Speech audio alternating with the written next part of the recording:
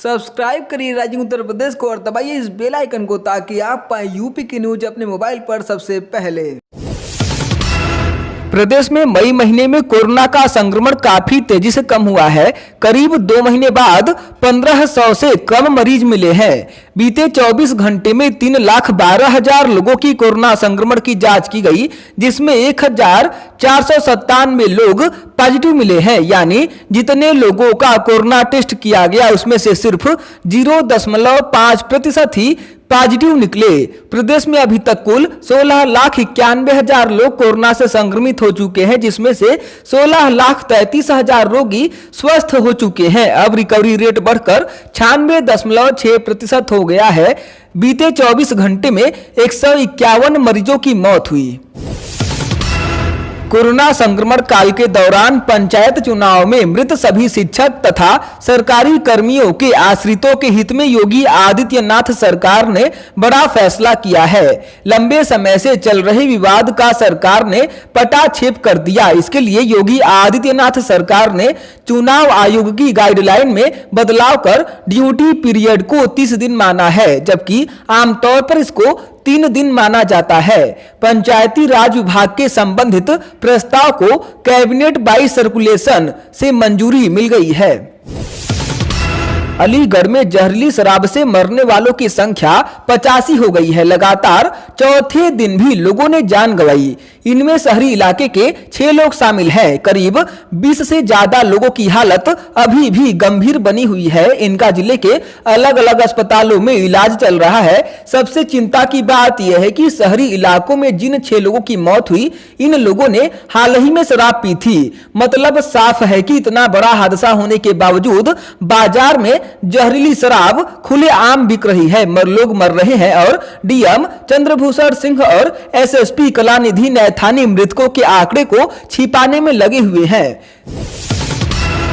अलीगढ़ में हुए शराब कांड में सरकार ने बड़ी कार्रवाई करते हुए आबकारी आयुक्त पी गुरु प्रसाद को हटा दिया गया है। उनके स्थान पर प्रतिनियुक्ति से लौटे रिजयान सैमफिल को आबकारी आयुक्त बनाया गया है। अभी तक इस मामले में बड़े अधिकारियों के खिलाफ कार्रवाई न करने से सरकार पर सवाल उठ रहे थे। यही नहीं, अलीगढ़ में जहरीली शराब कांड में सीओ गभाना कर्मवीर सिंह को निलंबित कर दिया गया है। इस मामले में सीओ खैर शिव प्रताप सिंह और सीओ सिटी थर्ड विशाल चौधरी से घटना के बारे में 3 दिनों के अंदर स्पष्टीकरण देने को कहा गया है। यह जानकारी अपर मुख्य सचिव गृह अवनीश कुमार अवस्थी ने दी।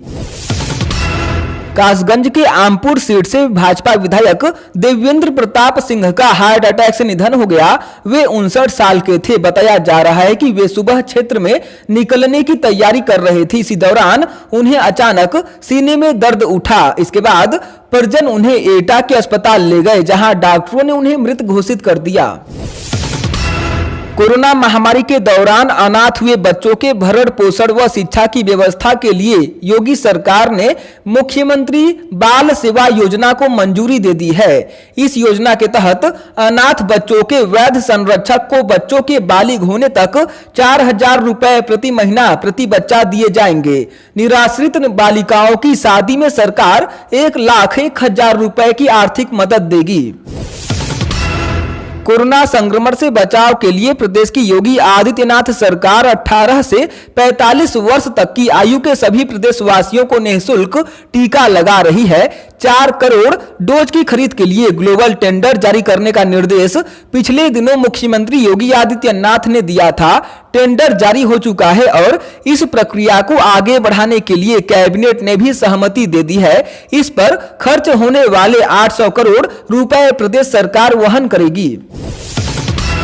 प्रदेश में कोरोना संक्रमण की गहन पड़ताल के लिए 4 जून से सीरो सर्वे शुरू किया जा सकता है। सभी 75 जिलों में होने वाले इस सर्वे के माध्यम से यह पता लगाया जाएगा कि किस जिले के किस क्षेत्र में कोरोना का कितना संक्रमण फैला और आबादी का कितना हिस्सा संक्रमित हुआ। यही नहीं, इससे यह भी सामने आएगा कि कितने लोगों में कोरोना से लड़ने के लिए एंटीबॉडी बन चुकी है। बनारस स्थित बीएचयू के वैज्ञानिकों ने अपनी स्टडी में पाया है कि एक बार कोरोना से संक्रमित हो चुके लोगों को वैक्सीन की एक डोज ही पर्याप्त है। ऐसे लोगों में वैक्सीन की पहली खुराक 10 दिन के अंदर पर्याप्त एंटीबॉडी बना देती है। ये एंटीबॉडी कोरोना से लड़ने में कारगर होती है, जबकि जो कोरोना संक्रमित नहीं हुए हैं उनमें वैक्सीन लगने के बाद एंटीबॉडी बनने में 3 से 4 हफ्ते का समय लगता है। बीएचयू के वैज्ञानिकों ने अपनी स्टडी में पाया है कि एक बार कोरोना से संक्रमित हो चुके लोगों को वैक्सीन की एक डोज ही पर्याप्त है। ऐसे लोगों में वैक्सीन की पहली खुराक 10 दिन के अंदर पर्याप्त एंटीबॉडी बना देती है। ये एंटीबॉडी कोरोना से लड़ने में कारगर होती है, जबकि जो कोरोना संक्रमित नहीं हुए हैं उनमें वैक्सीन लगने के बाद एंटीबॉडी बनने में 3 से 4 हफ्ते का समय लगता है। वैज्ञानिकों ने पीएम मोदी को पत्र लिखकर सुझाव दिया है कि कोरोना से ठीक हो चुके लोगों के लिए वैक्सीन का एक डोज ही अनिवार्य है। अलीगढ़ में जहरीली शराब से मौतों के बाद पूरे प्रदेश में नकली शराब को लेकर छापामार अभियान चलाया जा रहा है। इस बीच झांसी में ऐसे मामले सामने आए जो देखकर पुलिस भी हैरान रह गई। पुलिस ने सिपरी बाजार और मऊरानीपुर क्षेत्र में दबिश दी तो दोनों जगहों पर हैंडपंप से शराब निकली। पुलिस ने हैंडपंप चलाए तो शराब निकलने लगी। शराब माफिया ने जमीन के नीचे टंकी दबा रखी थी, इन पर हैंडपंप लगा रखे थे। दोनों जगहों पर 1720 लीटर शराब बरामद हुई है। प्रयागराज में एक दिलचस्प मामला सामने आया है। अखिल भारतीय अखाड़ा परिषद के अध्यक्ष महंत स्वामी नरेंद्र गिरी के गनर रह चुके सिपाही की शानो शौकत प्रयागराज में ही नहीं लखनऊ तक में चर्चा का विषय बनी हुई है। इस सिपाही के रहन सहन और ठाट बाट पर सवाल खड़े करते हुए एक्टिविस्ट डॉक्टर नूतन ठाकुर ने यूपी के डीजीपी समेत अन्य अधिकारियों को पत्र भेजकर जांच कराए जाने की मांग की है। उन्होंने शिकायती पत्र और सिपाही के ठाट बाट के फोटोग्राफ और अन्य साक्ष्य आला अधिकारियों को भेजा है। उत्तर प्रदेश माध्यमिक शिक्षा परिषद यानी यूपी बोर्ड के हाई स्कूल के परीक्षार्थियों को प्रोन्नत करने का फैसला मुख्यमंत्री योगी आदित्यनाथ ने लिया था। 29,94,000 परीक्षार्थियों को किस तरह से प्रोन्नत किया जाए, इसके लिए शासन ने कमेटी भी गठित कर दी है। विशेष सचिव उदयभान त्रिपाठी की अगुवाई में माध्यमिक शिक्षा व यूपी बोर्ड के अफसरों को कमेटी में रखा गया है। यह कमेटी तय करेगी कि परीक्षार्थियों को दिए जाने वाले परीक्षा रिजल्ट पर विषयवार अंक दिए जाए या फिर उन्हें प्रोन्नत लिखकर ही अंक पत्र का वितरण हो, या फिर इसके अलावा भी कोई रास्ता हो सकता है। कोरोना संक्रमण के चलते ताजमहल सहित अन्य स्मारकों को 15 जून तक बंद रखने के आदेश दिए गए हैं। ये आदेश निदेशक स्मारक डॉक्टर एनके पाठक ने जारी किए हैं। संक्रमण के चलते देश में 14 माह में तीसरी बार स्मारकों को पर्यटकों के लिए बंद कराया गया है। पिछले वर्ष स्मारकों पर बंदी का ताला 17 मार्च को लगा था, तो इस बार 16 अप्रैल की सुबह से उन पर ताला लटक गया। दूसरी बार ताजमहल को 31 मई तक के लिए बंद करने का आदेश जारी हुआ था।